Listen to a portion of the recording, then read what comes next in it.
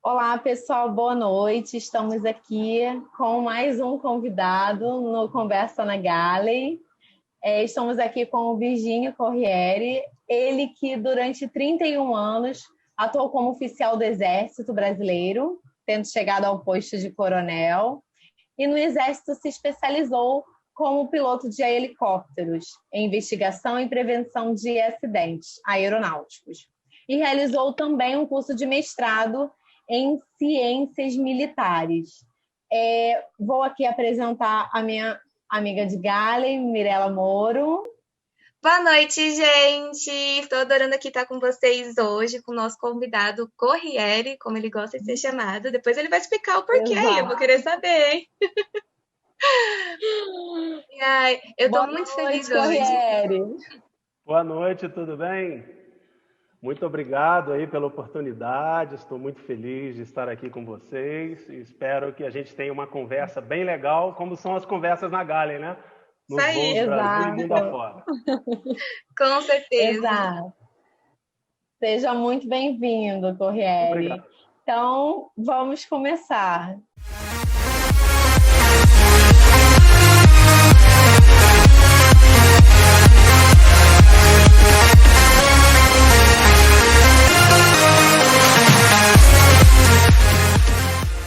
Fique à vontade, Mirela. Bom, eu acho que a primeira coisa que a gente quer muito saber, né, é quem é o Corriere, né, e como surgiu aí todo esse currículo que você tem, todas as coisas que você já fez. Conta um pouquinho pra gente.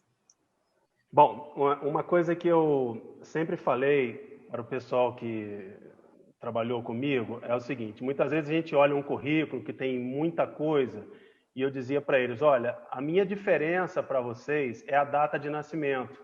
Eu nasci antes, comecei a estudar antes, a trabalhar antes, fiz muita coisa porque o tempo me permitiu, pela idade, que eu fizesse muita coisa. Então, a tendência é que todos aqueles que trabalharam comigo, vocês duas e todo mundo, com o tempo, vão ter um currículo também bem extenso. Amém? Assim é a vida da gente. Se Deus quiser. Verdade, Né? exato. Bom, eu venho de uma família de militares, por parte de pai. Eu acho que não tem ninguém que não tenha sido militar na minha família por parte de pai. Uau! Né? Olha só. Então, assim, a minha criação foi muito bacana, tudo muito aberto, mas em relação a o que eu iria ser quando crescer, a conversa era bem tranquila. Era tipo assim, olha, pô, você escolha o que você quiser, vou te dar aqui as opções. Número 1 e único item, militar. Né? Então, não tinha pra onde correr. Né? Com 16 espontânea pressão. Com 16 anos, minha mãe arrumou uma mala para mim, com tudo que tinha direito, eu embarquei no ônibus e fui para a academia militar e nunca mais voltei para casa. Deus. Em resumo, Olha só. mas, assim, tem gente que na carreira militar que começa antes, né? Que vai para a escola preparatória. Então, tem crianças ali com 13, 14 anos que já saem de casa. Alguns isso, que foram internos em colégios militares, o que não foi o meu caso. Bom, a minha paixão por aviação veio um pouquinho antes de eu ter entrado no Exército. O meu pai também era militar, como eu falei, e no final dos anos 70, acho que foi 77 e tal, ele foi transferido para a Colônia Militar do Oiapoque, que é lá na pontinha do Brasil, na pontinha do Amapá. Uau! Ali do Exército, a gente morava em Resende, e chegou a notícia em casa, ó, estamos indo para a Amazônia. E o que a gente... Que delícia! Eu me lembro de ouvir na época, ó, é um lugar que não tem estrada, não tem televisão, não tem nem rádio. Tudo que eu gosto. Foi isso que a gente encontrou lá. Mas aí foi a origem da minha paixão pela aviação, porque foi a primeira vez que eu entrei num voo. A gente saiu do Rio de Janeiro para Belém, um voo da Varig. Mas a paixão não foi num jato e num avião comercial, não. A paixão foi quando eu não tinha nem 10 anos de idade, eu me lembro como se fosse hoje, quando no deslocamento de Belém para o Oiapoque, nós entramos no avião Douglas, é o DC-3, que na FAB era o C-47, um muito famoso, milhares de unidades foram produzidas, principalmente na Segunda Guerra, e a FAB, Força Aérea Brasileira, operou com esse avião e o Catalina, que era um hidroavião, por muitos anos, e ele foi foi um fator, foi um meio de transporte fundamental para a integração da Amazônia. E quando eu entrei nesse avião, eu fiquei fascinado.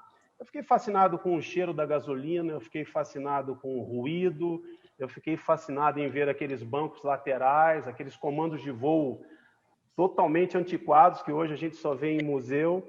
E eu me lembro que numa escala para abastecimento no Amapá, eu fiquei criança ali conversando com o mecânico, e ele me, aqui é a buzina do avião e tal. Ai, meu Deus. A minha fascinação por aquele voo foi tão grande que eu me lembro assim, também a adaptação de criança, mudamos para um local e realmente não tinha televisão, não tinha rádio, se ligava um rádio lá, AM ou FM, só tinha barulho. E eu ligava esse rádio e ficava fazendo um barulho no rádio, e eu me imaginava dentro daquele avião.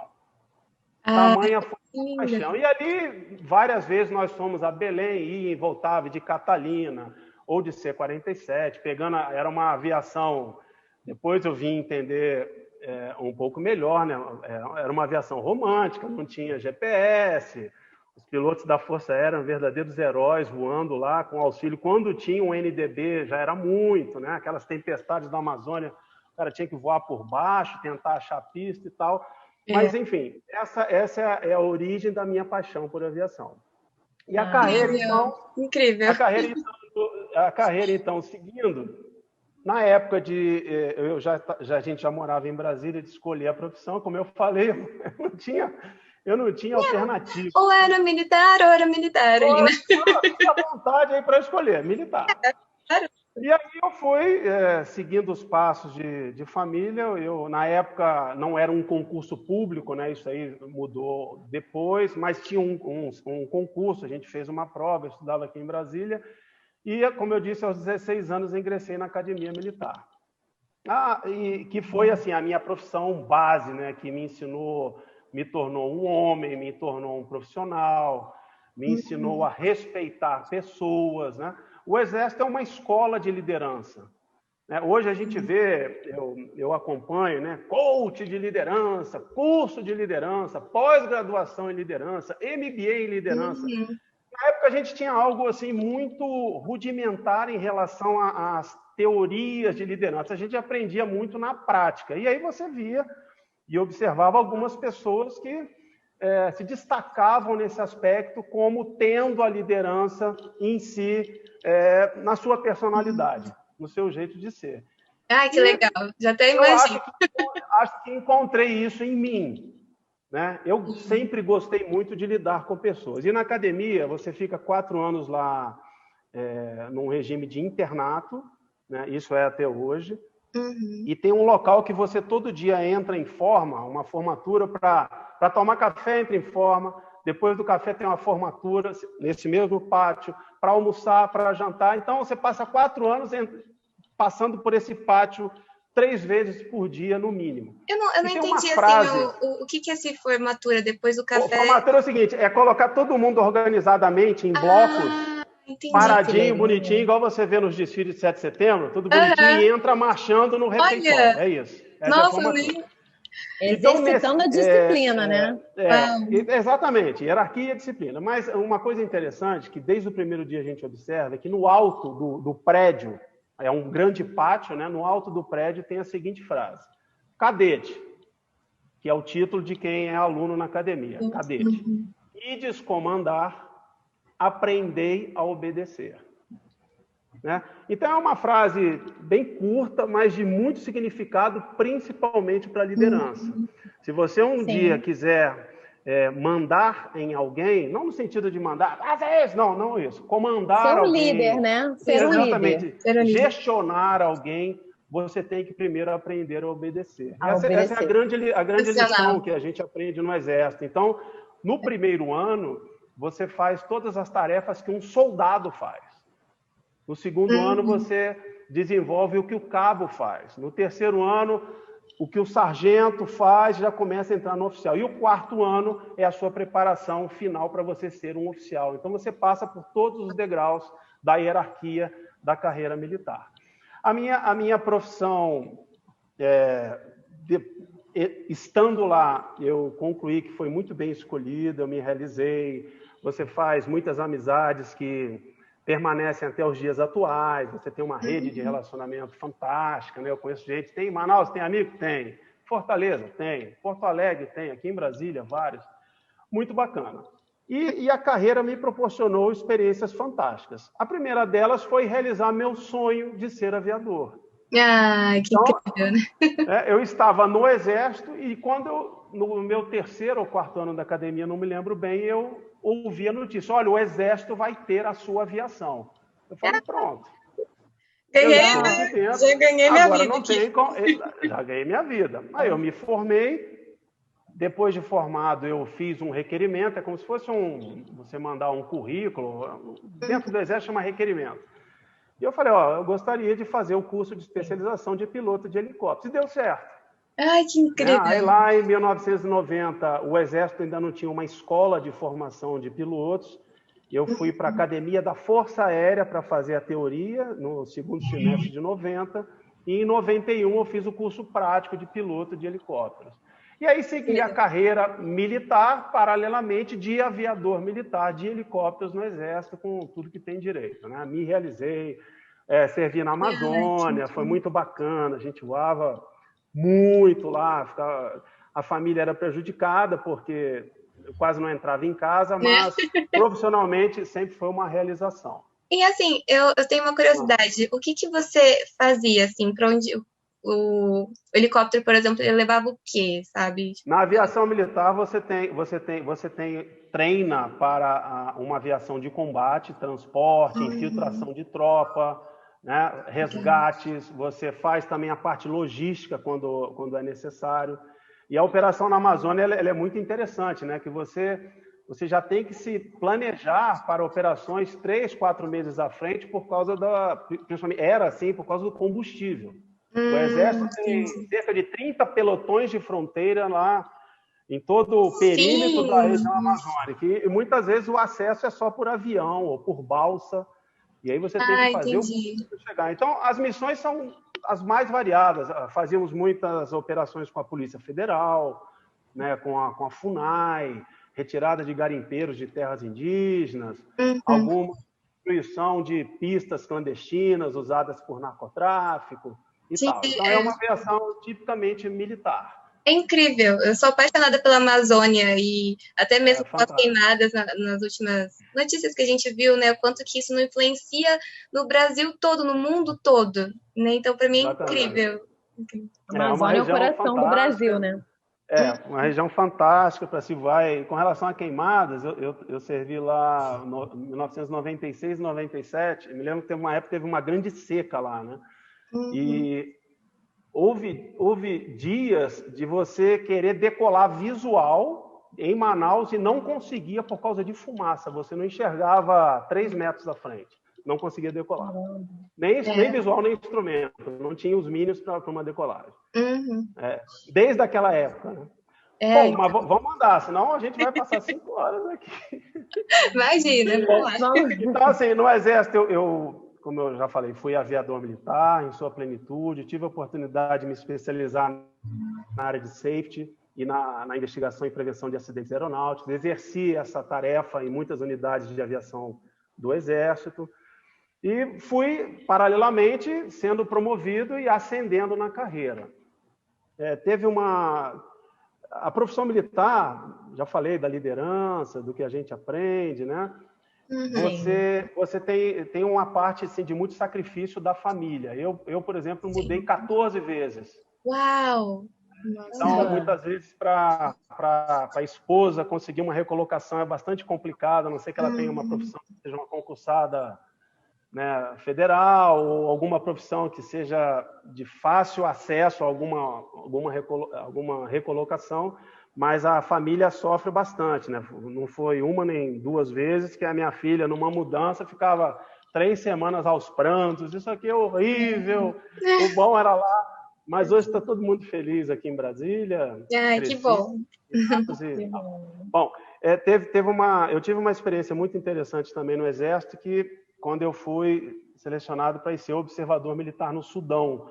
Foi uma experiência na África, numa missão de paz. Fiquei lá 1 ano, a gente tinha oportunidade de sair lá a cada 2, 3 meses, né, para vir em casa, ver a família e tal, mas foi muito bacana. E também tive aí uma oportunidade diferente, porque como observador militar você não se faz acompanhar da família, você não pode levar pelo risco que tem o ambiente, né, em si. Entendi. E depois eu tive a oportunidade de as duas mais relevantes. Eu morei 2 anos nos Estados Unidos, em Washington, trabalhando numa comissão do Exército. Aí fui com a família, né? Todo mundo aprendeu inglês, foi bem legal. Ai, que oportunidade boa! Foi muito legal, fantástico, sensacional. E coroei a minha carreira como comandante do Batalhão da Guarda Presidencial aqui em Brasília. É uma unidade gigantesca, são 1.800 militares, você tem de tudo, e o comandante é o responsável por tudo que acontece ou que deixa de acontecer no quartel, né? E aí, assim, foi bem resumido o que foi a minha carreira militar. Eu fiquei 31 anos no Exército, devo muito a essa carreira, à profissão, aprendi muito, como eu falei para vocês. Ali, o ser humano, o homem Corriere, completou a sua formação, que foi iniciada dentro de casa, com meus pais, irmãos, nas escolas, com os inúmeros professores e professoras que eu tive, e com os amigos também. Os amigos acabam ajudando na educação da gente também. Sim.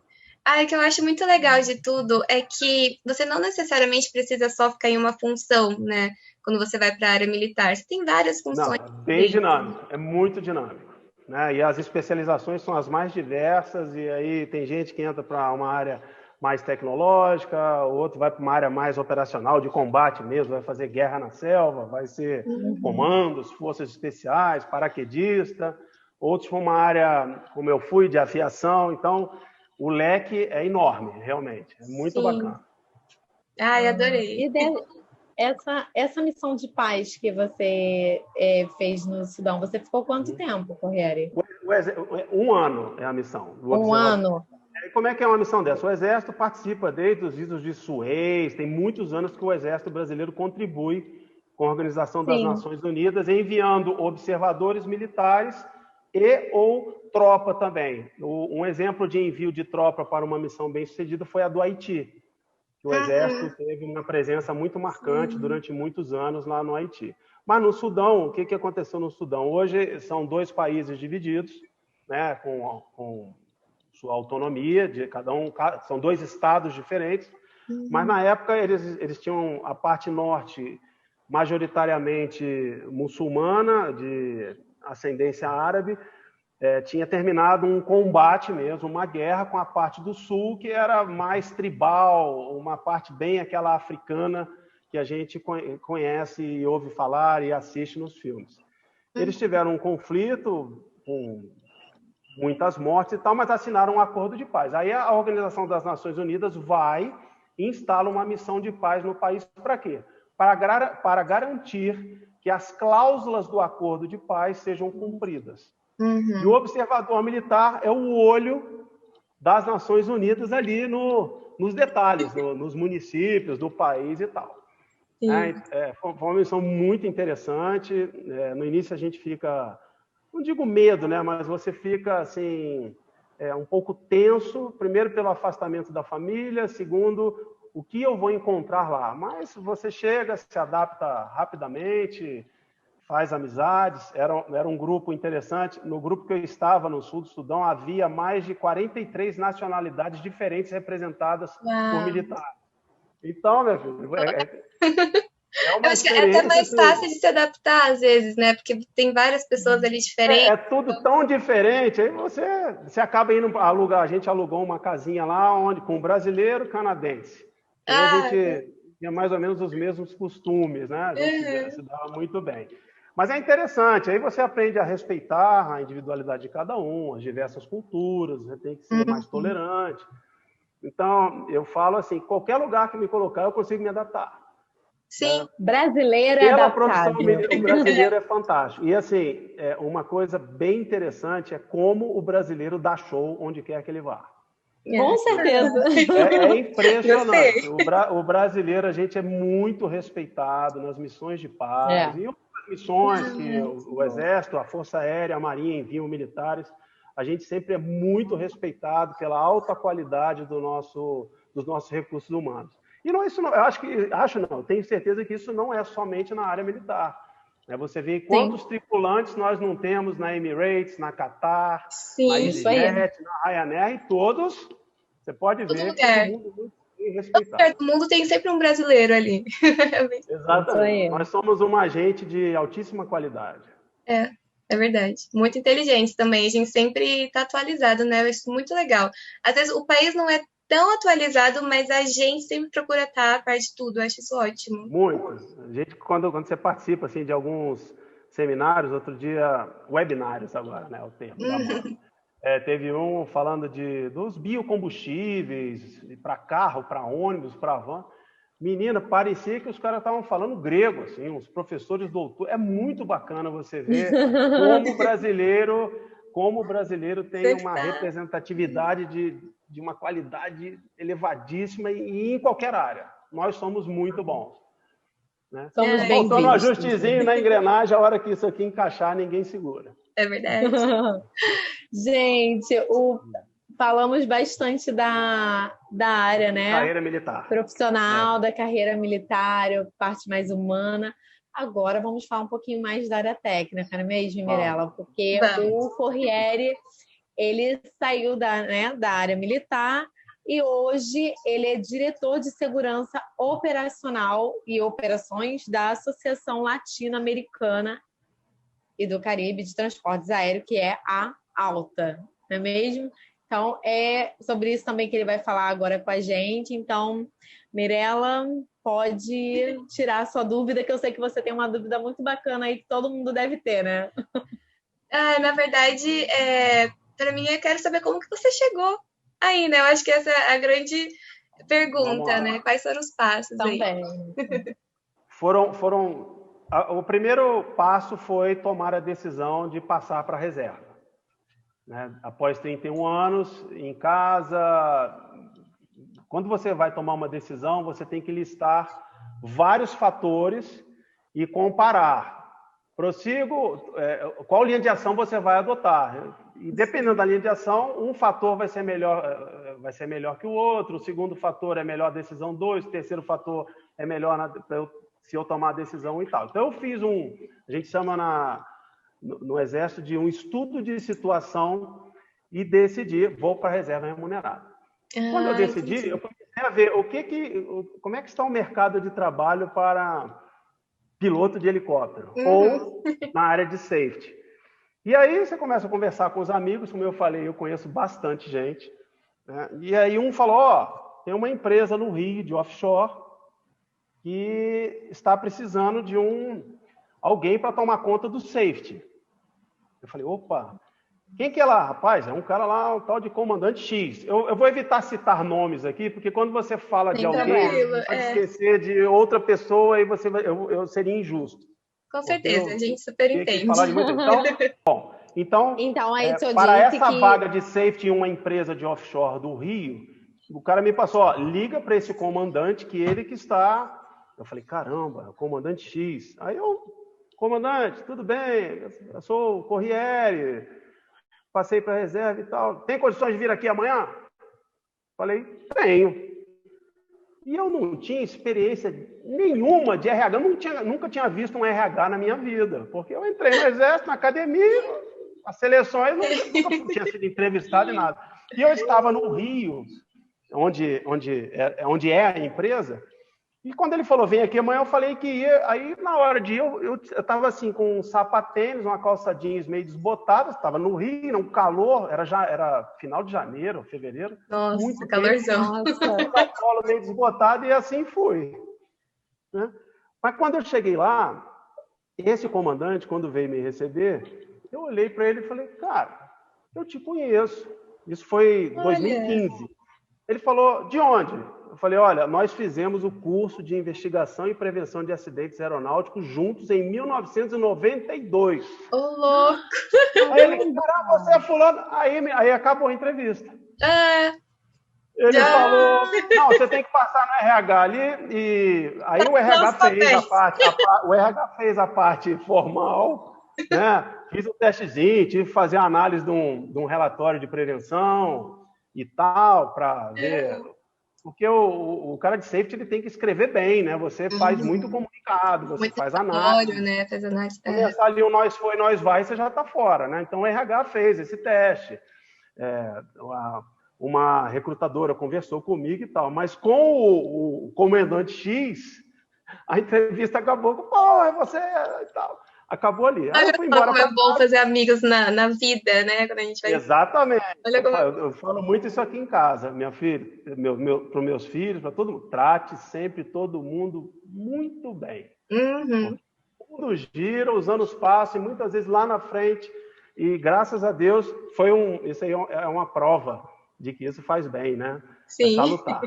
Bom, aí eu fui para casa e no dia seguinte ele me ligou, falou, a vaga é sua.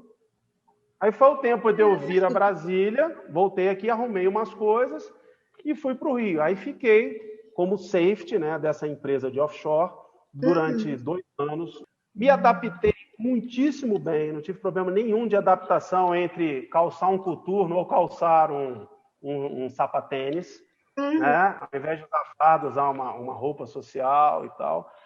Eu fui muito feliz no tempo que passei lá e vinha todos os finais de semana para Brasília, então era na correria, sexta-feira pegava voo, vinha para cá e tal. Mas para mim, eu sou tão aficionado por aviação que até de aeroporto eu gosto eu gosto de check-in cheio. Sim. Eu gosto da fila do canal de clima, né? Aquele ar de aeroporto. Que todo mundo odeia, eu adoro. Né? Eu sou daqueles que entram no avião, fico analisando. Ó, a ponte desacoplou. Ó, tá com a fonte externa, tá partindo motor 1 ou 2, já partiu. E agora, vai taxiar single engine? Vai com os dois? Eu fico assim. Tanto é que quando eu viajo com a minha família, eu fico comentando isso. E uma vez eu muito entusiasmado, quando eu fui lá, todo mundo já dormindo. Eu falei, vocês têm que prestar atenção. Isso aqui é um voo, tem que curtir. Eles me acham meio perturbado. Mas vamos lá. O trabalho de safety no offshore, o offshore é uma operação muito interessante. Porque você tem que ter muitas ferramentas para gerenciar o risco em função dos perigos que há naquele tipo de operação. Então, em resumo, é como se fosse uma operação do 121, só que do continente para as unidades marítimas. Os helicópteros são ultramodernos, com sistema total de piloto automático, ar-condicionado e tal, não são pressurizados, né? Mas a operação, de onde vêm os perigos e os riscos decorrentes? Primeiro, que você está sobre o mar. Segundo, que você não tem uma pista no mar. Você vai com uma autonomia justa para você chegar ao destino, desembarcar passageiros, embarcar passageiros e carga que estão voltando e chegar com a margem de segurança para alternar, se for o caso. Sim. Né? Então, começa por aí. Você está sobre o mar. Sim. Segundo, é que as unidades marítimas têm unidades fixas, mas a maioria se move. Então, o local de pouso dos pilotos, ele se move para cima e para baixo a uma determinada velocidade, né? Os ventos em alto mar normalmente são muito fortes, temperaturas na maioria do ano elevadas, e além desse movimento para cima e para baixo, tem pitch e tem roll, movimento lateral. Então, vocês podem imaginar, há diversas barreiras que garantem a segurança, tanto é que os acidentes atualmente são raríssimos, mas para quem trabalha no safety, a gente ficava sempre se perguntando, será que tem alguma coisa acontecendo que a gente ainda não percebeu?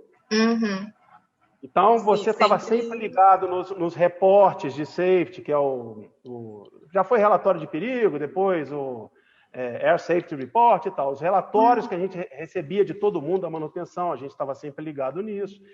A gente tinha um programa de análise de dados de voo, como existe na aviação comercial, e diversas outras medidas, barreiras para tentar, a todo custo, chegar no nível aceitável de segurança. E a gente conseguiu, graças a Deus, e que bom.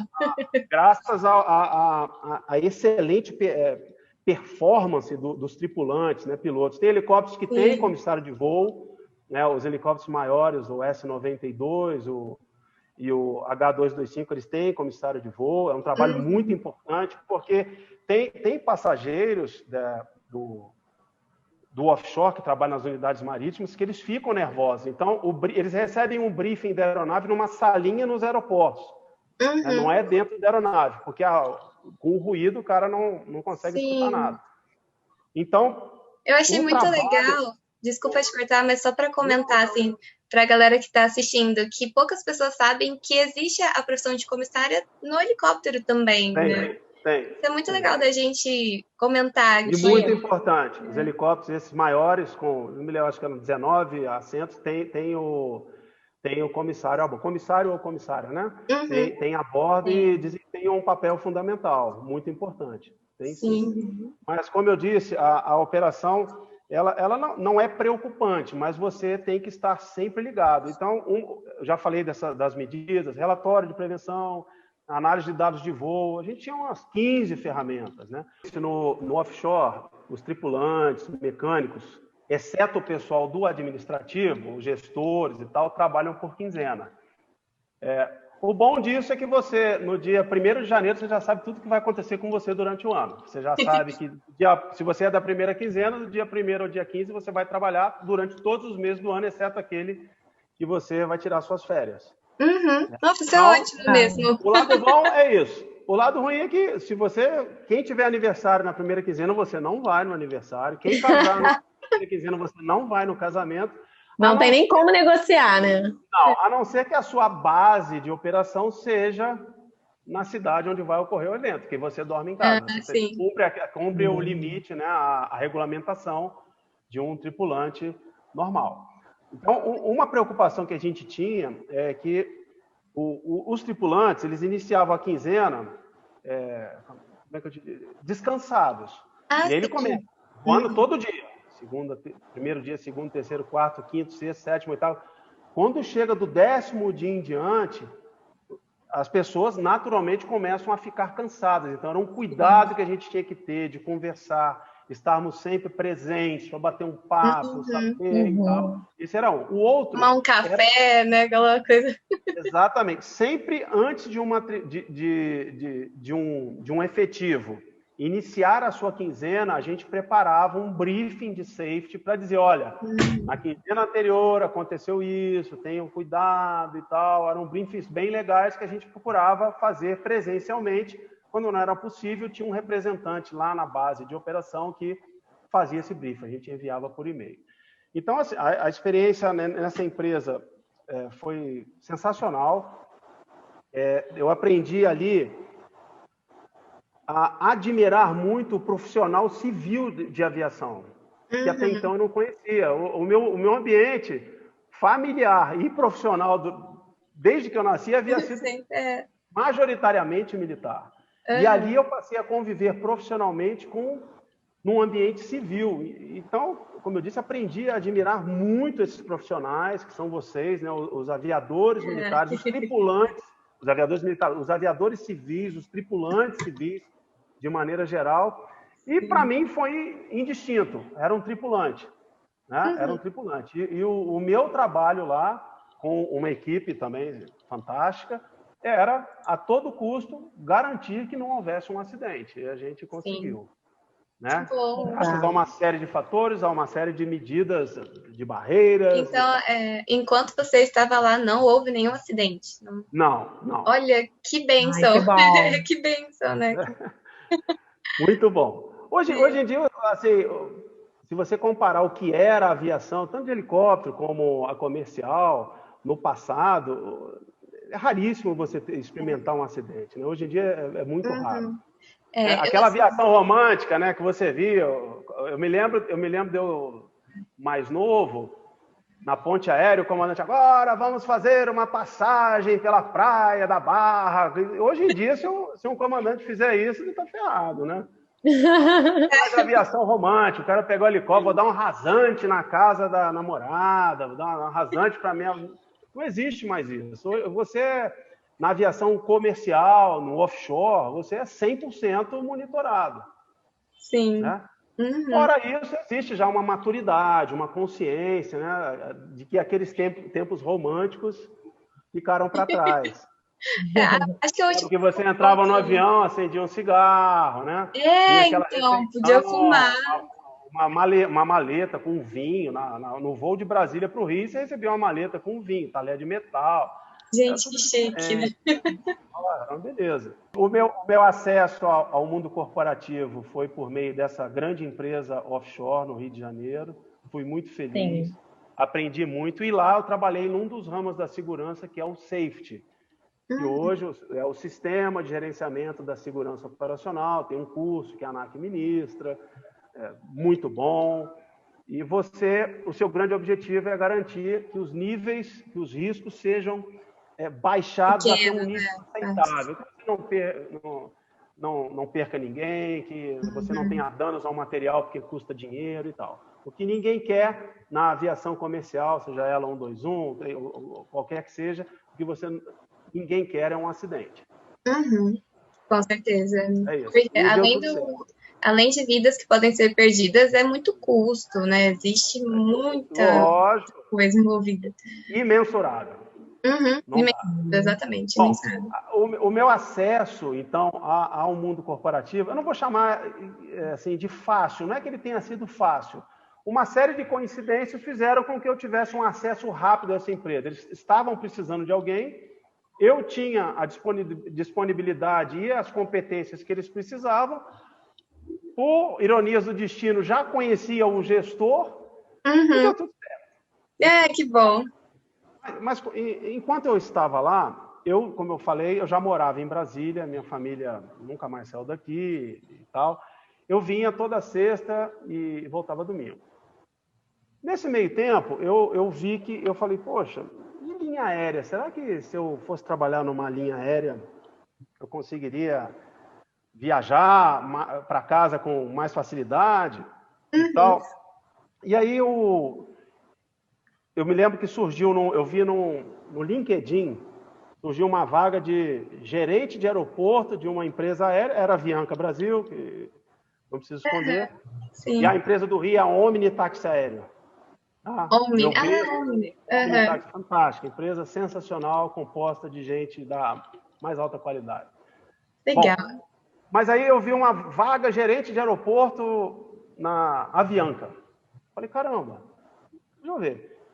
Interessante. Tinha lá no LinkedIn o nome de uma recrutadora. Aí eu mandei um e-mail. Onde tal, eu tinha vontade de conhecer mais e tal. Um dia ela ligou e nós batemos um papo. E eu tive a oportunidade de me apresentar. Essa história que eu estou contando aqui, eu contei inteira para ela e falei o que eu tinha vontade. Eu queria conseguir ir para casa com mais facilidade. Eu me lembro que na Omni, muitas vezes eu tinha 7 meses de passagens compradas para todos os finais de semana. O cartão de crédito nem tem mais que era prestação, né? Sim, falei, legal. Eu entrar aí se eu conseguisse uma oportunidade na Avianca, vocês não tem nada em Brasília, eu quero ir para Brasília. Ela, não, é gerente de aeroporto. Eu falei, tá bom. Passou o tempo, um dia me liga. Olha, estão buscando um gestor um pouco mais sênior para a outra área da segurança, que é o security. Incrível! Security? É Brasília? Não, é São Paulo. Falei, tá bom, eu tenho interesse. Legal. Ela, mas você tem os cursos de security? Eu falei, olha, eu não tenho curso, mas eu tenho security na veia, por causa da formação militar. Sim. Né? Mas não há problema algum de eu, assim que estiver aí, me especializar. Exato. Detalhes, né, nas especificidades do Aviation Security, que é a segurança da aviação civil contra atos de interferência ilícita. E aí, esse processo foi diferente, porque o processo de seleção durou 6 meses e eu passei por 6 entrevistas. A primeira delas foi uma entrevista oficial com a recrutadora do RH, e foi interessante que a primeira pergunta que ela fez foi a seguinte: olha, a gente ouve falar que você é do Exército, é coronel, e que vocês são muito grossos, tratam as pessoas e tal. Por que você seria diferente? Eu falei, olha, quem te falou isso? Né? De onde você tirou essa referência? Não tem nada disso. Não, eu trabalho aqui há quase 2 anos, 1 ano e meio, que eu estava na época aqui numa empresa no Rio, e nunca tive problema desse tipo e tal. E aí o papo começou a fluir, foi muito legal. Depois foram várias outras, como eu falei, foram 6 entrevistas. Nesse meio tempo teve um tal de entrevista cruzada, eu já tive que ir a São Paulo, que foi com diretores de outras áreas da empresa, e a última foi com o CEO da empresa. Legal. Eu também não tinha muita experiência assim, de entrevista, né? Mas acho que me saí bem. E aí depois de 2 anos na Omni, eu me apresentei lá, né? O militar, ele fala quando ele chega num lugar novo que ele se apresenta. Estou pronto para o serviço, pronto para trabalhar. Aí cheguei na Avianca e, mais uma vez, iniciei o trabalho com uma equipe sensacional. Havia uma profissional lá que hoje não está na aviação, se não estou enganado, mas ela montou um time no security da Avianca. E até hoje todos temos um grupo e somos amigos. Ai, que delícia, né? Sim, que bom. Conta história, sempre um preocupado com a recolocação do outro. Acredito que esteja todo mundo empregado. Semana passada ou esta, eu tive uma notícia que um garoto eu gostava muito, ele conseguiu uma recolocação, então a gente se fala. Ai, que ótimo. Mas, bom, eu lá encontrei um time já montado. E me lembro como se fosse hoje o primeiro encontro com eles. Eu já sentei no chão, assim, na frente, estava no auditório, eu sentei no chão, falei, e aí, tudo bem? Porque eles depois me contaram que todo mundo estava muito apreensivo. Vai chegar um cara aí, era coronel. Ah, meu Deus. Aí eu sentei no chão, já falei, e aí, tudo bem? Eu preciso de um favor, eu preciso aprender o Aviation Security, vocês que vão me ensinar. Sensacional. A gente vai trabalhar junto. E realmente ali estavam os instrutores AVSEC da empresa, do centro de instrução. E assim a gente começou a construir uma história na Avianca, do security, que infelizmente acabou, para mim e para a maioria ali, meados de maio de 2019, com o colapso da empresa. Mas o trabalho que essa outra gestora iniciou, a parte de instrução, foi fantástico. Para mim, a oportunidade foi incrível, porque completei essa formação da segurança na área de aviação, né? Eu já tinha alguma coisa de safety, e aí fui aprender, sei muito pouco ainda, porque é uma arte do que a diferença básica que eu gostava de dizer, olha, o safety é uma coisa, como se fosse uma ciência humana, você vai tratar fatores humanos, a manutenção, desempenho e tal. E o security é uma ciência exata. É só coisa ruim, é pancada, é polícia, é bomba, é explosão. Dali, tá? Meu Deus. E assim é o security, pela própria definição. É o terrorismo. Segurança contra atos de interferência ilícita. É isso que você não quer. Você não quer deixar que alguém plante uma bomba dentro do avião, que alguém sequestre um avião. Só que no arcabouço do security, acaba que você assume diversos outros encargos. Você não cuida só disso.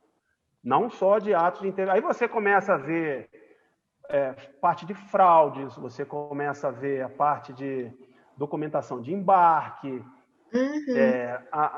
o tal do Insider Threat, né? Nós começamos um programa lá para ajudar a identificar ameaças internas, aqueles facilitadores para o crime. Exemplo, você despachar bagagem em grandes quantidades sem pagar por isso. Né? Tem que ter a participação de alguém de dentro da empresa. Sim, então, o security começa a trabalhar nisso, investigações internas, você começa a parte de credenciamento de pessoal. Então, quando você vê, você não cuida só de atos de interferência ilícita, você cuida de um monte de coisa. E eu acho uma coisa muito curiosa é que Guarulhos, aqui de São Paulo, é assim, um dos aeroportos que tem mais tráfego, né? Tem muita coisa. Guarulhos tem até um programa, né? Um programa de televisão, né? Aeroporto São Paulo. Sim. Então, o nosso dia a dia era aquilo ali. Era aquilo ali. A ideia principal que eu procurava colocar no time era o seguinte, pessoal, os nossos tripulantes, pilotos e comissários, eles já têm problemas demais para resolver no voo. Eles têm que satisfazer o cliente, eles têm que se preocupar com meteorologia, Acalmar. peso e balanceamento e tal. Então, o nosso trabalho é evitar que mais um problema entre dentro do avião. Entre dentro. Sim. Se um passageiro embriagado entrar no avião e se tornar um passageiro indisciplinado em voo, a falha foi nossa. Mesmo que nós não estivéssemos lá no momento para impedir, mas o pessoal do aeroporto é treinado por nós. Então, nós temos a obrigação de treiná-lo bem para ele evitar isso aí. Nossa, essa era a filosofia. Nós temos que poupar aqueles, um A320, os 2 pilotos e os 4 tripulantes, nós temos que poupá-los de problemas adicionais. E a gente conseguia evitar bastante coisa. Ai, que ótimo. Tivemos o advento ali, que foi muito bacana, dos voos internacionais, né? Voar para os Estados Unidos com um avião maior, que era o A330. O security aí era fantástico, porque você tinha todo o TSA, que é o órgão de segurança dos Estados Unidos, ele tem uma série de requisitos que você tem que cumprir para voar para lá. Não só você, Avianca, qualquer empresa que voe para os Estados Unidos tem uma série de requisitos a cumprir. E a gente era auditado por eles, eram bem rigorosos. E nós, tenho a certeza de que, graças ao time que a gente tinha, nós fizemos um excelente trabalho. Dava muito trabalho, o celular muitas vezes, 4 horas da manhã, começava, posso embarcar um passageiro que está com visto assim assado? Aí eu tinha que incomodar alguém, porque eu não sabia tudo, mas tinha gente que sabia tudo. Com o tempo a gente conseguiu colocar em Guarulhos como se fosse uma central de atendimento ao nosso pessoal para dúvidas de security. Principalmente a parte de documentação, que é muito complexa. Né? Visto, passaporte falso. Teve um caso interessante uma vez, que os passageiros eles passaram pela imigração, tudo certo, e na porta do avião tinha um último cheque. E uma agente nossa, ela achou um passageiro estranho, que a gente treinava, né, ver sinais, comportamento. E ela começou a conversar com o cara, e o cara, pelo passaporte, ela falou, cara, tem alguma coisa errada. E ele dizendo que era do passaporte, se não me engano, era da África do Sul. Por fim, ela teve uma sacada, ela pegou um papel, uma caneta assim, e falou, faz favor, desenhe a bandeira do seu país aqui. Que o cara não sabia desenhar a bandeira do país. Maravilhosa. Olha. Aí chamou a Polícia Federal e realmente a própria Polícia Federal falou, olha, esse passaporte aqui, e tinha alguém muita técnica para identificar a falsidade dele, aí acabaram descobrindo uma falsidade. Então, assim, o security, muitas vezes as barreiras falham, é natural, que você mesmo disse, aí o programa mostra, né, tráfico humano, tráfico de drogas, tráfico de animais, mas não é só Guarulhos, não. Qualquer aeroporto internacional com grande volume de passageiros, ele está sujeito a esse tipo de... Os traficantes, seja traficante do que seja, eles são muito audazes, né, e criativos. Eles podiam usar isso para o bem, né, gente? Mas... nem fala.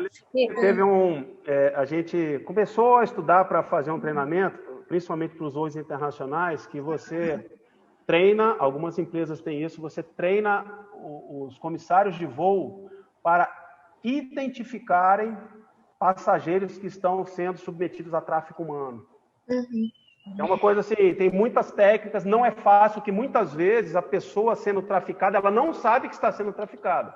Ela acha que está ali feliz da vida, pô, estou indo para o paraíso, me deram um emprego em tal lugar que eu vou, está indo feliz da vida. Mas não deu tempo da gente implementar isso aí. Mas também, que um dia dê certo. Eu vou ver. 31 anos de exército, depois um acesso não fácil. Por coincidências, foi relativamente tranquilo a uma empresa do offshore, sensacional.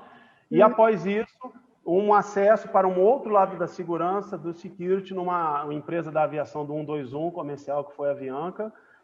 E aí um processo, aí aquele padrão de RH, né? Demorado, com muitas entrevistas, e você sempre saber vai dar certo ou não vai, mas acabou dando certo. E Fui muito feliz lá na Avianca. Como eu disse, o time, a gente é amigo até hoje. E assim, é a vida que segue. Sim. Sobre a Avianca, você tem alguma curiosidade? Que eu vou passar para a sua pergunta, né? Como é que eu cheguei agora na... E aí, eu não sei se você tem alguma coisa, Jessie. Não, eu só ia fazer um adendo, porque de tudo que você falou sobre security, tem que ter uma veia investigativa, né? Tem que ter tem que ter a veia investigativa, tem que ter atenção, tem que ser perspicaz. Exatamente. Tem que ter, né? Tem que ser... Tem que ter isso no sangue. Tem que sangue. fazer aquele olho do guarda, né? Você tem que estar imaginando o que pode acontecer. Teve uma vez que deve ser uma emoção atrás da outra. É legal. Teve uma vez que aí surgiu, né, foi noticiado pela imprensa um problema no Galeão que a Polícia Federal prendeu uma quadrilha de muita gente envolvida com tráfico de drogas, né? Então, assim, eu vou falar aqui porque foi noticiado. Pegava um cara com uma bagagem, aí o agente da empresa aérea colocava uma etiqueta de bagagem doméstica. Aí passava para o ar. Alguém de dentro, né? Pegava a bagagem e passava para a ala internacional. Sem passar pelos controles. Lá, um outro agente colocava uma outra etiqueta da empresa aí para um voo internacional. E ela ia para o porão. Nossa, gente. Entendeu? Então, assim, é uma criatividade e um grande desafio você tentar coibir esse tipo de coisa. É trabalho do security evitar o tráfico de drogas? Não. Mas acaba caindo no nosso colo porque Com certeza. Porque, assim, o modus operandi de alguém que vai querer levar ilegalmente, plantar alguma coisa ilegalmente dentro do avião para ser transportado para algum lugar, pode ser o mesmo daquele com uma má intenção de querer colocar um explosivo dentro do avião. Você não sabe dentro daquela mala, né? Exatamente, você não sabe. Mas o time era top de linha. Ai, que legal. Era fera, muito fera. Que bom que temos profissionais assim aqui. Que bom. Eu dei muita sorte na vida. Eu sempre tive, assim, uma diferença interessante do mundo corporativo para o mundo militar é o seguinte: quando você chega numa unidade militar, o seu time está ali e você não tem como demitir gente e contratar gente. Entendeu? Eu não posso chegar. Eu cheguei aqui no comando da Guarda Presidencial. Eu já tinha, eu só posso escolher o subcomandante. Agora, o 02. Agora, os demais são os que estão ali. Mas eu cheguei aqui, por exemplo, tinha um time, eu não trocaria ninguém.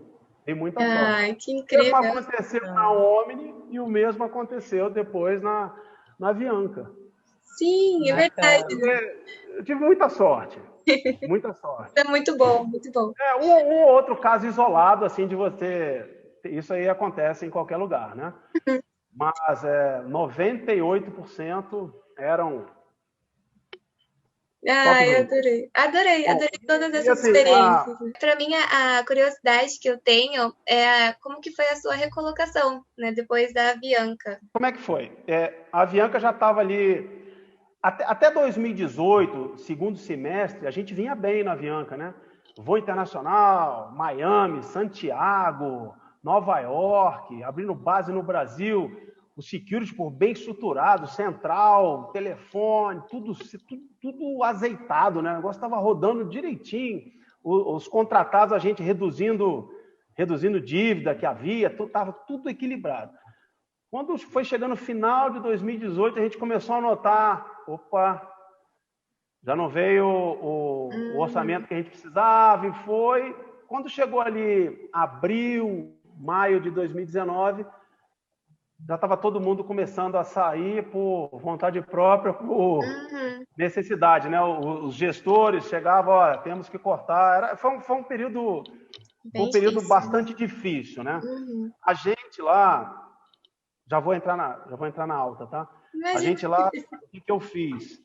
Eu peguei o currículo de todo mundo, fiz carta de recomendação para todo mundo. E quem eu conhecia de empresa de segurança em Guarulhos, outras empresas, eu falei um por um, visitei. Falei, meu amigo, essa turma aqui você não precisa nem entrevistar. Contrate, é só fera. Alguns a gente conseguiu na época de imediato, outros as empresas congêneres absorveram. Mas hoje, como eu falei, um dos garotos que eu também gostava muito, ele conseguiu já uma recolocação. Ai, que bom. Então a gente começou a atuar preventivamente para não deixar o pessoal no espaço. Nossa, Isso vem um pouquinho da cultura militar. Você jamais vai deixar o ferido para trás. Isso aí. Sensacional. Entendeu? Sensacional. Não deixa o ferido para trás. Fica com ele e dá um jeito de levar ele contigo. Infelizmente, eu não tinha uma empresa aérea, não tinha um centro de instrução para eu trazer a turma comigo, mas foi o que a gente pôde fazer na época. Tentar ajudar ao máximo possível aqueles que deram assim, muito sangue ali no trabalho do dia a dia da Avianca, que na maioria dos casos a gente conseguiu ajudar. Bom, quando chegou maio, o diretor me chamou e falou, Corriere, quer ser demitido essa semana? Eu falei, cara, entre você escolher a minha pessoa e alguém que trabalha comigo, vamos logo, vamos embora, vai ter que ir mesmo, tá acabando. Vai chegar o momento, né? Tá acabando, já tá acabando e tal, vamos embora, eu vou. Aí reuni o time, foi muito, assim, foi uma despedida, porque no meio militar você está acostumado a se despedir, como eu falei, eu mudei 14 vezes, você é acostumado a isso. Mas na Omni também foi mais fácil, era um time pequeno para eu me despedir. Sou amigo até hoje, falo sempre com o pessoal de lá.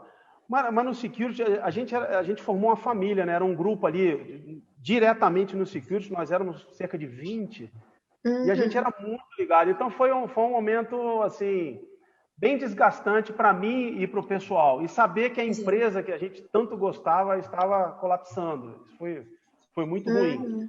Bom, aí eu reuni e arrumei minhas coisas, quando eu vi que o negócio já não estava bem, eu tinha um apartamentozinho pequenininho ali perto de Congonhas, eu já tinha...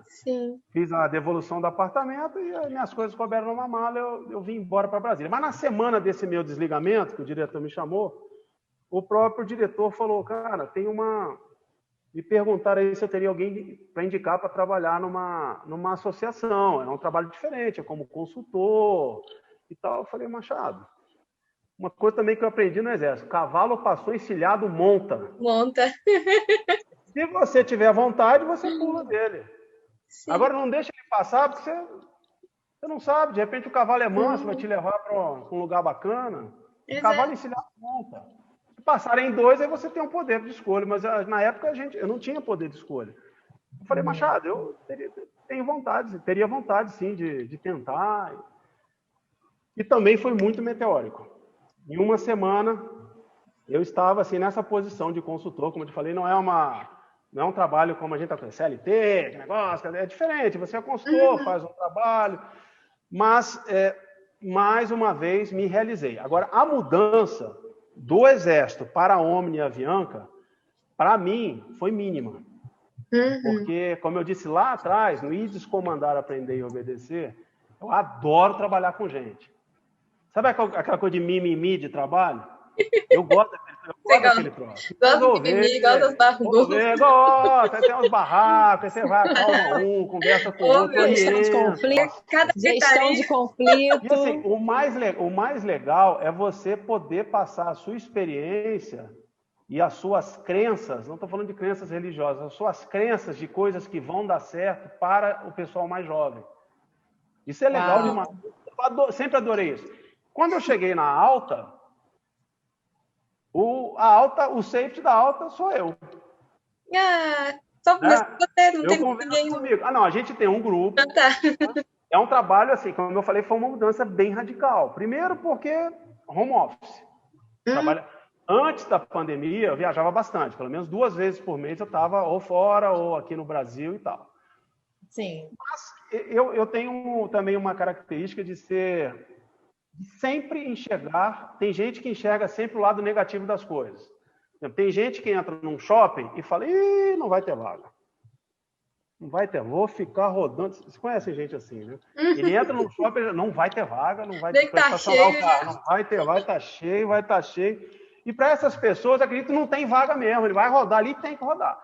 Eu já procuro entrar e falo, e já penso assim, pô, vai ter uma vaga onde eu quero.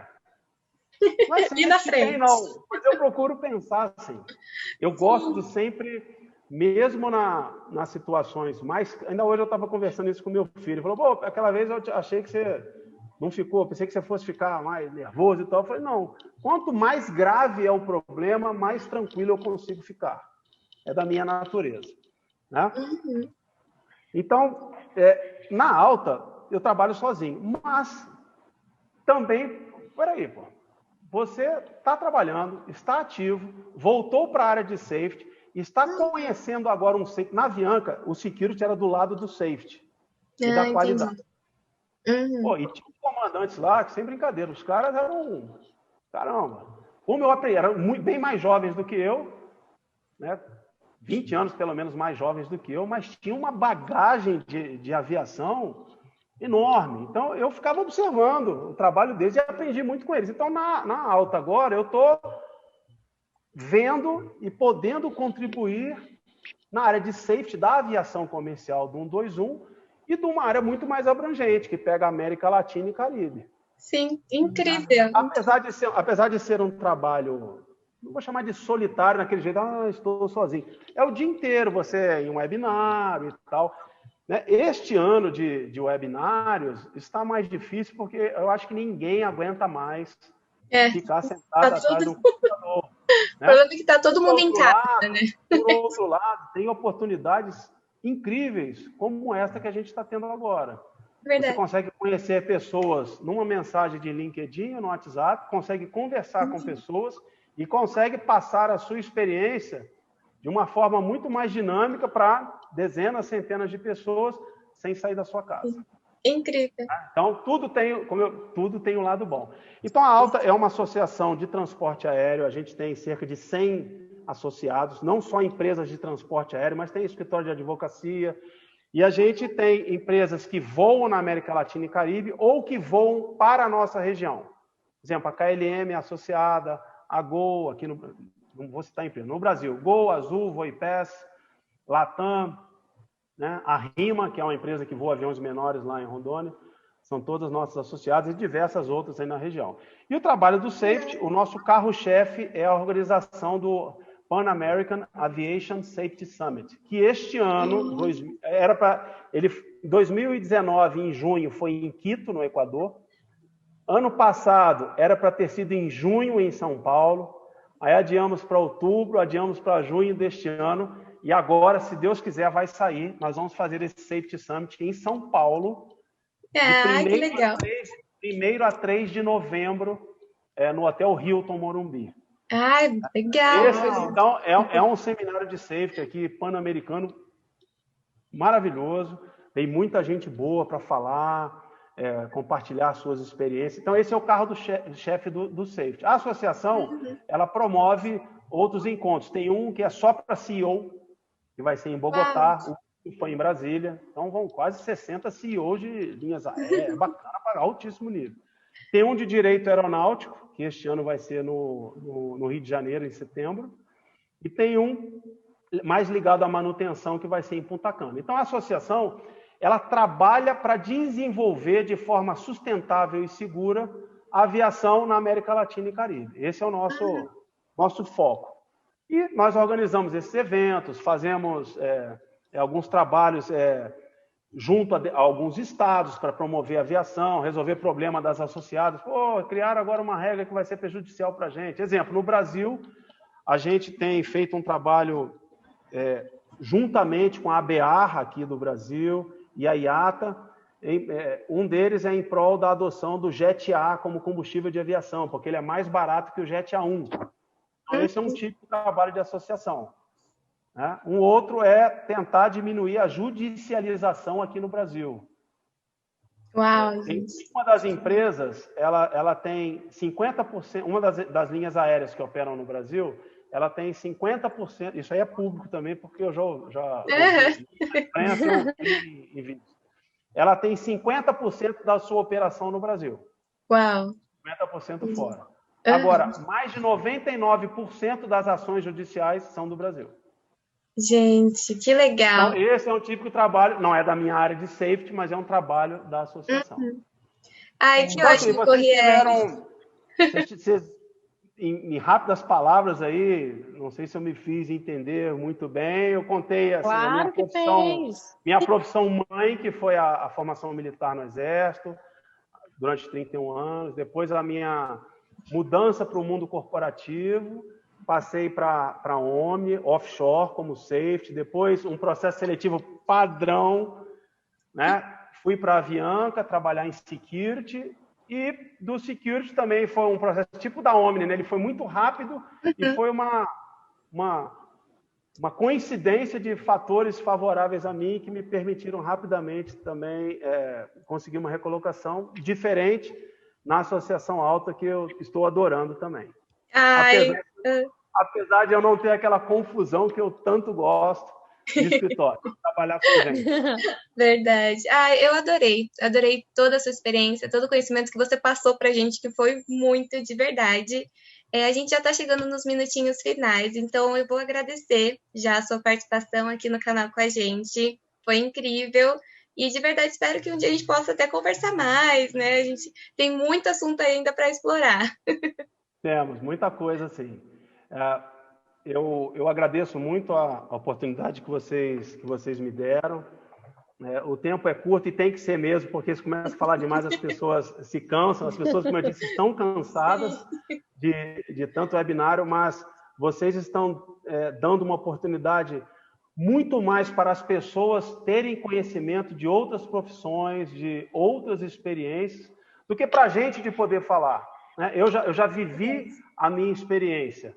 Nada melhor agora do que eu poder compartilhar tudo que eu vivi, tudo que eu observei, o que eu senti, as minhas emoções, com um público jovem e que precisa de estímulo para ser perseverante. A gente está vivendo um momento bastante complicado, tem muita gente desanimada, a gente escuta as notícias de perdas irreparáveis, a gente escuta notícias de pessoas com problemas psicológicos por estarem em casa, não poderem trabalhar, com dificuldade de recolocação.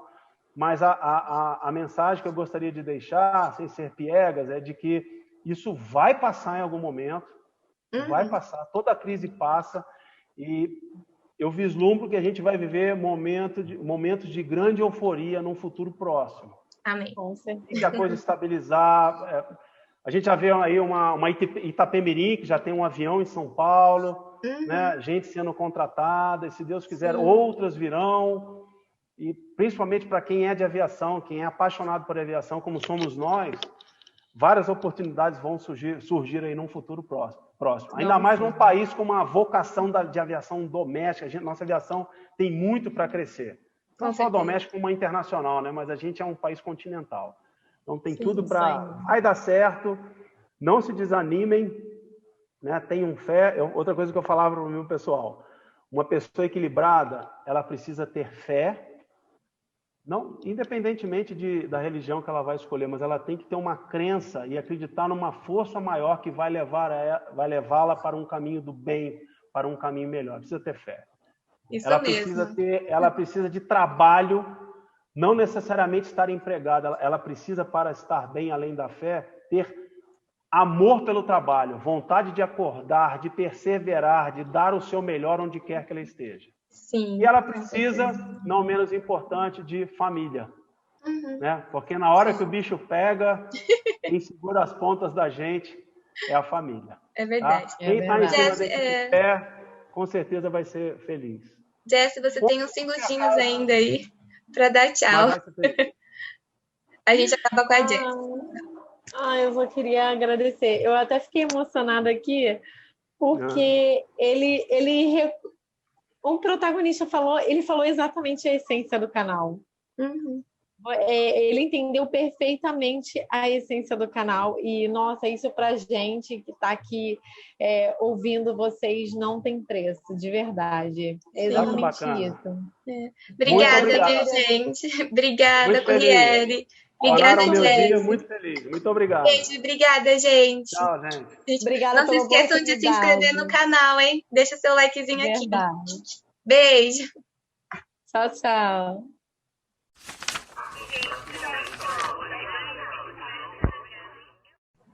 Gravando. Ai, não tô. Ai, amiga, peraí que eu não tô conseguindo nem colocar coisar aqui Arruma aí. Agora. a câmera. Peraí. Não tô conseguindo colocar a câmera, peraí. Imagina, Ó, vai aparecer até minha plaquinha, não dá, peraí. Erro de gravação, Virgínio. Relaxa, tá? Tranquilo. Depois vocês editam. Sim, sim, não, pode deixar que a edição sempre Aí- favorece o protagonista. E eu chamando ele de senhor no WhatsApp, ele me dando Não. esporro, Mirella. Eu só quando estiver no céu. Vamos lá. Bom. Vamos lá. Tá bom, bem melhor. Vou aqui apresentar a minha amiga de Gale, Mirella Moro. Boa noite, gente. Mais uma sexta-feira aqui. Ai, corta essa parte, não sei se vai ser sexta. Bom, Corta, Cosme. Tá, vai.